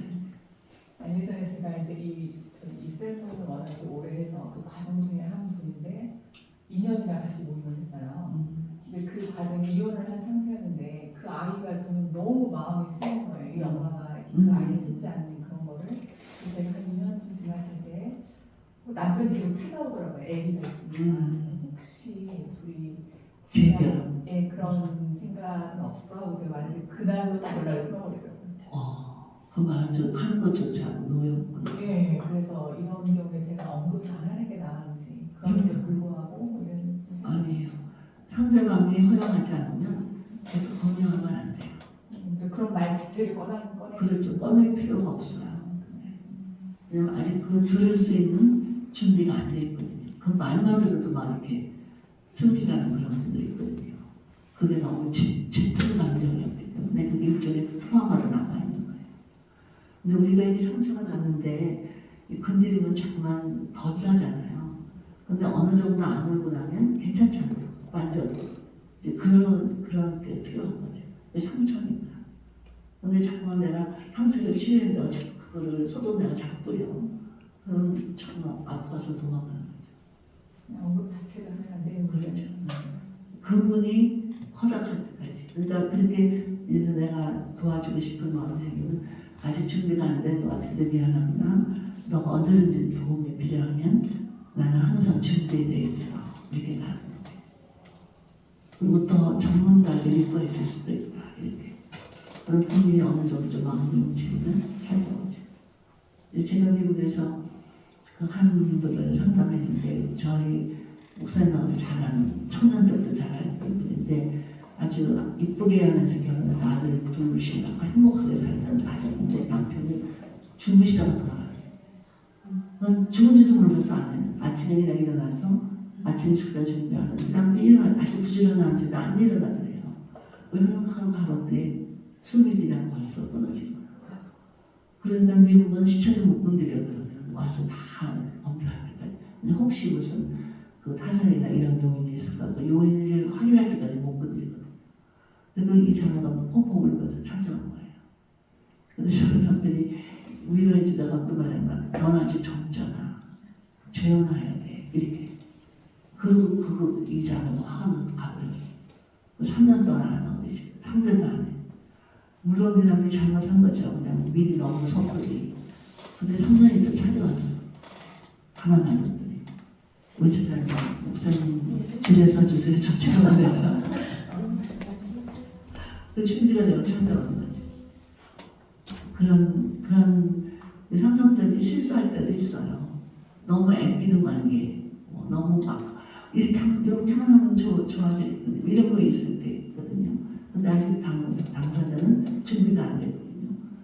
그럴 때는 우리가 실수할 때가 있죠. 그럴 때는 기다려줘야 돼요. 상처가 안 올 때까지. 그래요.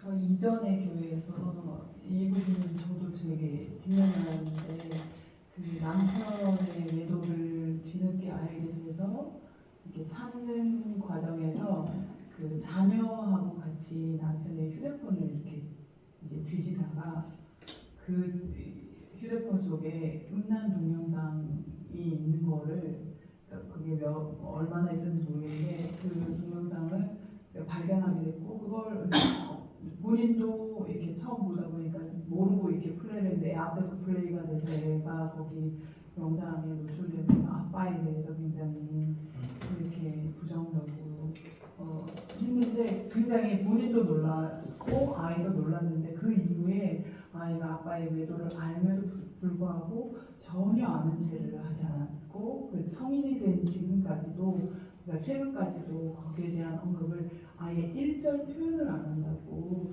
그래서 그러니까 그런데 겉으로 보면은 아이가 전혀 달라진 게 없는데 이렇게 가끔 좀 아이가 이렇게 우울감 뭐 이런 이전과는 아주 미묘하게 달라진 그런 것들을 보이고 본인도 이제 그 남편의 외도를 뒤늦게 알고 스스로 자기 감정 추스르는데 너무 힘들어서 아이를 한동안 방치를 했다고. 그래서 이제 제가 교회를 떠나고 오니까 이제 다른 교회니까 이 부분을 가지고 이제 상담을 요청을 하더라고요. 그래서 이제 가정을 지키겠다고 깨지 않겠다고 남편을 용서하기로 이제 의지적으로 결정해서 이 가정을 지키는데 그 속에서 되게 힘든데 이 아이 어른 엄마가 이 정도인데 그걸 같이 발견했던 이 아이는 고등학생 이후에 이제 성인이 됐지만 이 아이는 어떨까가 이제 눈에 들어오는데 이 부분을 어떻게 처리를 하면 좋을까 어떻게 이렇게 이 부분들을 풀어나가면 좋을까 이렇게 왔는데 제가 참 그 질문이 되게 오늘 마음이 불편하죠. 근데 왜 아이가 엄마 딸하고 같이 남편의 핸드폰을 뒤져요? 그거는 침해예요. 그러니까 이 무슨 뭐 알츠하이머 침해가 아니라 다른 사람의 영역을 침범한 거 아무리 남편이라도 그것부터가 용서를 구해야 돼요. 그래서 불의의 그런 거를 동시에 보게 됐을 때 이 아이가 받는 충격이 어떤지 그건 사실은 이 아이가 표현을 안 했기 때문에 더 내면화가 됐을 수도 있어요. 아빠에 대한 존경심도 신뢰심도 아빠를 신뢰하지 못하는 애들은 세상에 나가서 힘이 없어요. 그러니까 어떤 어려움이 왔을 때 그것을 견딜 수 있는 탄력성이 없어져요. 왜냐하면 이 아빠는 자기의 보호자요, 리더요, 프로바이더예요. 나의 필요를 채워줘야 할 그런 중요한 위치예요. 그런 아빠에 대한 존경심과 신뢰심이 없어지면 이 아이는 아무도 못 믿어요. 아빠 말을 이제는 안 들으려고 한다. 그러니까 아빠 말을 안 듣는 거는 그냥 피상적인 행동이지만 아빠 말만 안 듣는 게 아니라는 거지. 다른 말에도 신뢰하지 못하는 거예요. 그래서 이 아이의 상처는 훨씬 큽니다. 그래서 이 아이는 엄마가 다룰 수 없을 거예요. 왜냐면 엄마는 같이 봤으니까. 그래서 엄마가 괴로워하고 힘들어하는 모습을 보면서 이 아이는 점점 거기에 더 강해졌을 거라고요. 한참 센시티브할 연령이거든요, 청소년이면. 그래서 이 다른 사람에게 율보를 해야 돼요. 그래서 심리치료를 받을 수 있는 기회를 만들어야 돼요. 그래서 그 아이를 직접 상담할 수도 있어요. 그래서 그 아이 지금 뭐 우리 최정훈 박사님이나 여기에서 홈에 있는 분들이 EMDR이나 ESM 그런 심리치료법을 통해서 이 아이가 하여금 그 사건을 흔히하게 만들고 우리가 영화 보고 나면 충격을 받지만 잊어버리잖아요. 그게 뭐 내 삶에 영향을 크게 주지 그런 영화도 있지만 대부분 안 그렇죠. EMDR이라는 건 뭐냐면 그걸 희석시키는 거예요. 그런 충격적인 과거의 경험을. 그래서 그런 치료를 하게 되면 이 아이가 거기서 매여 있지 않죠. 근데 그런 시간 많이 안 걸려요. 한두 번 정도 받아도 치료가 돼요. 그래서 아마 의뢰해도 그게 가능할 거예요. 해줄 수 있는 준비가 돼 있어요. 네. 청소년들에도 그거 사역을 하실 분이고. 그건 아주 엄마가 지금 정신 차리기 잘했어요. 그래서 이 아이가 그냥 결혼하잖아요. 그럼 결혼 전에 반드시 거기에 암 같은 게 생기는 거예요. 그게 암인 거예요. 그래서 그게 번질 수도 있고 물론 떼낼 수도 있겠지만 그게 다른 데 전이가 되기도 하고 그거 자체가 나에게 다른 것을 정상적인 것을 영향을 주는 그런 그거를 본인이 겪어야 되는 거예요. 그럼 본인만 겪나요? 배우자도 겪고 그 자녀 또 겪고 반드시 한 번쯤 심리치료를 받도록 권하는 게 좋아요. 자, 이제 한 분의 질문 더 받겠습니다. 네. 그 부부 상담 이론에서 애착 유형을 말씀하셨잖아요. 그러면 그 애착 유형은 어떻게 보면 과거로부터 부모로부터 이렇게 하는데 히어는 나오고 이걸 끄집어내기 위해서는 어떠한 것들이 좀 필요한지. 아주 중요한 질문입니다. 이제 애착 이론의 핵심은 뭐냐면 건강하지 않은 애착. 그래서 엄마가 뭐 우울증에 빠졌다든가 그래서 아이가 뭐 건강한 그 아이의 필요를 제대로 채워주지 못했다든가 아니면 엄마의 성격이 좀 그래서 이 아이에게 정말 순수한 사랑을 주지 못했다든가 아니면 엄마가 병이 나서 입원을 했었다 뭐 이런 여러 가지 사건에 대해서 나에게 아주 소중한 그런 그 케어 기버 나를 돌봐줘야 할 대상하고 건강한 관계를 이어지지 못하면 이제 언제 그게 문제가 되냐면 배우자가 그런 관계가 되거든요. 그래서 배우자에게 건강한 반응을 보이지 못하는 요인이 돼요. 본인이 모르는 사이에. 그러면 그거를 이제 상담자가 다루어질 때는 그런 증세를 받고 알게 됐다면 그 롤플레이 같은 걸 해줄 필요가 있어요. 그래서 이 상담자하고 건강한 애착 관계를 갖게 하는 거죠. 그런 경험을 통해서 이 사람 마음속에 있는 그 매듭이 풀어질 수 있게 되는 거죠. 히어로의 마음은 내가 그 애착의 대상이 돼줄 수 있어요.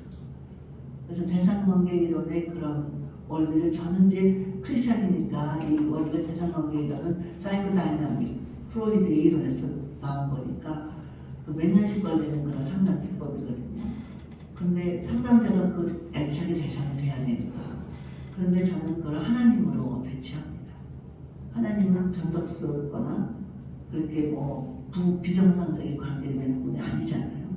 그래서 이 하나님과의 올바른 건강한 관계를 갖게 되면 이 사람이 그런 안정된 관계를 가질 수 있는 이 근육이 생겨요. 내공이라고 하죠. 내공이 생겨요. 그래서 우리가 만약 그 사람이 나의 배우자가 그렇다, 내 배우자가 그렇다 그러면 내가 그 건강한 애착의 대상이 되어줘.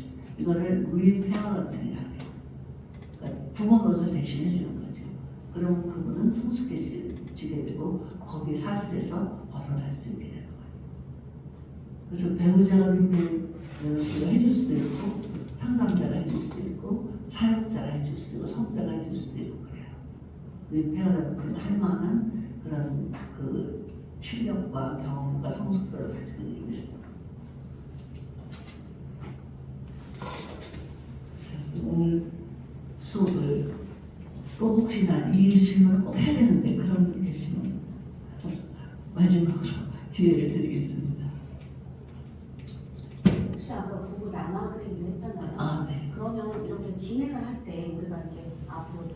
진행을 하실 텐데 시간을 어떻게 배분을 해줘야 되는지, 언제 저걸 끊고 언제 이제 그만 이렇게 할 수 있는지. 네, 제가 아까 얘기한 것처럼 10초거든요. 스탑할 때 10초씩 시간을 주는 거예요.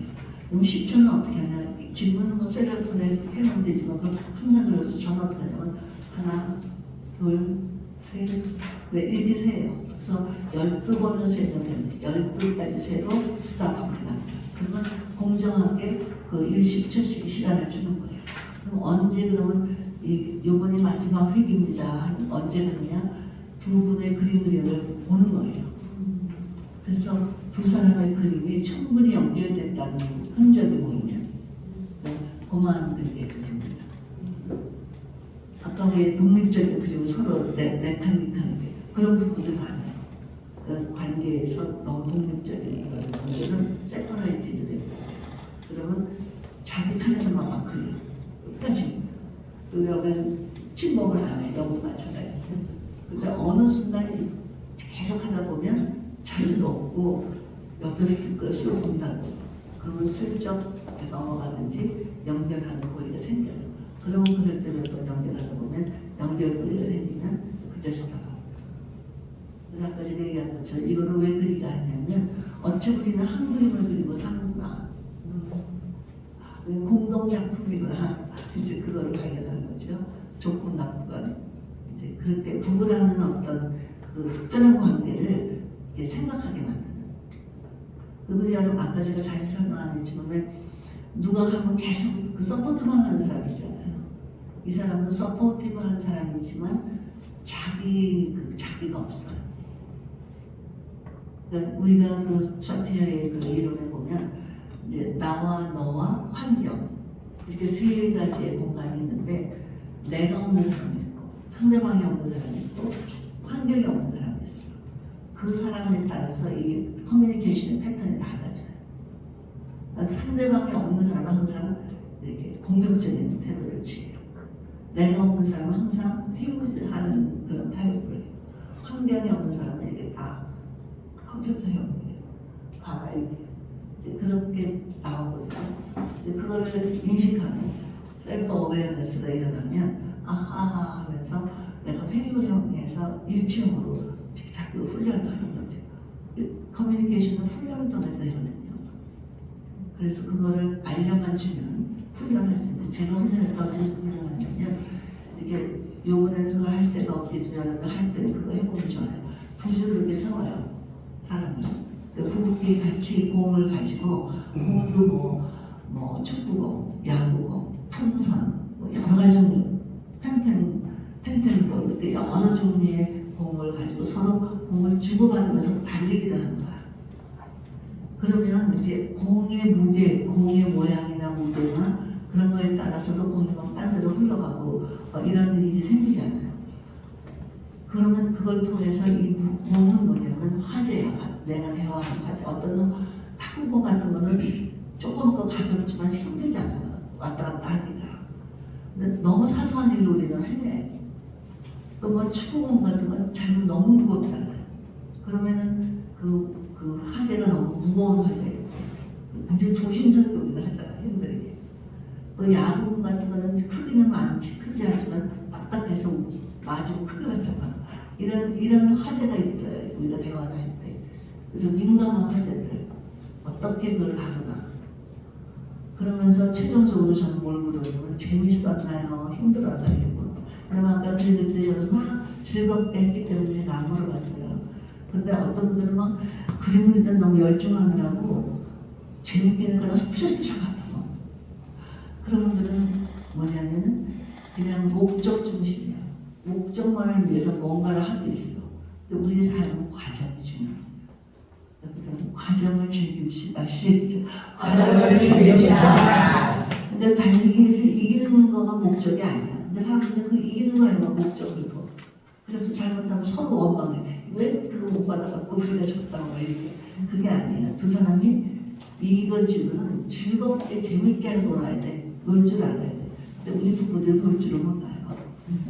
그래서 어떤 때는 풍선을 주고 노는 걸 훈련이 안 되고 있어. 풍선을 주면 어떻게 해야 될지 몰라보고 막 날라가고 서로 쫓아내고 난리만 치지 어떻게 이걸 가지고 재미를 볼 수 있을까? 옆에 사람 보고 즐기면서 삽시다. 시작. 즐기면서 삽시다.